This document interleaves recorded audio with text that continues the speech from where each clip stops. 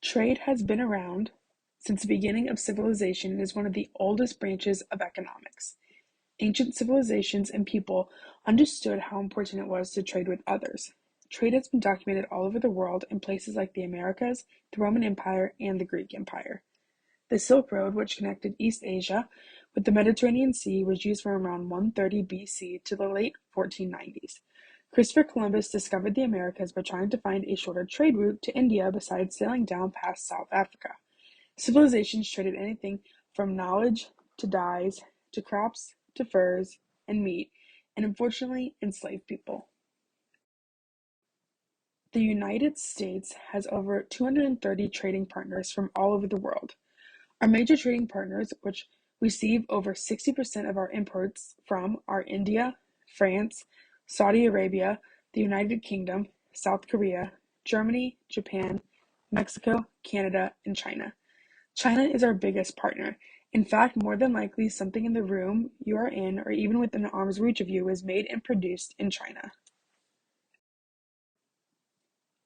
Exports are goods or services a country sends to another for sale.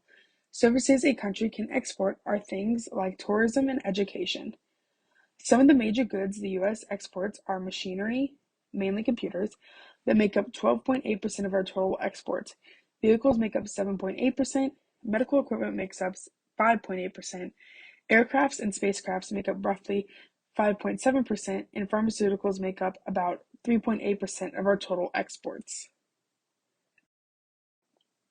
Imports are goods or services brought into a country from another for sale.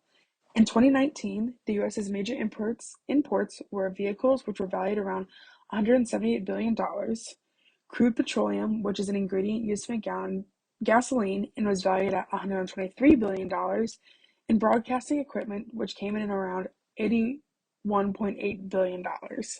And that money is in U.S. currency. A trade balance is the difference between a country's exports and imports. A country usually has either a trade surplus, which is where a country exports more goods and services than it imports, or a trade deficit, where a country imports more goods and services than it exports. The graph displayed shows the U.S.'s trade deficit for September 2019, September 2020, and September 2021.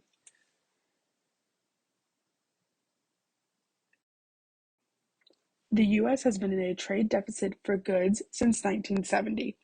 Although trade deficit sounds like a bad thing, that is not always the case. An increase in imports can indicate higher wealth for a country. Trade increases values and can build valuable relationships between countries. The U.S. does have a surplus for trading services. Trade and business cycles often go hand in hand. In times of expansion, trade deficit worsens, and in times of recession, trade deficit improves. Tariffs are taxes or fees paid on certain imports or exports. Tariffs are mainly used as a tactic so citizens will want to buy the cheaper goods that are produced in their own country. This is a way countries can generate more revenue. Although tariffs seem like a good idea on paper, customers often face the burden of tariffs, not the government. Tariffs also may cause tension with trading partners, which can lead to no new trade deals being made. The countries a nation trades with could also retaliate with their own tariffs, which again would hurt the consumers. Often the cons of tariffs outweigh the pros.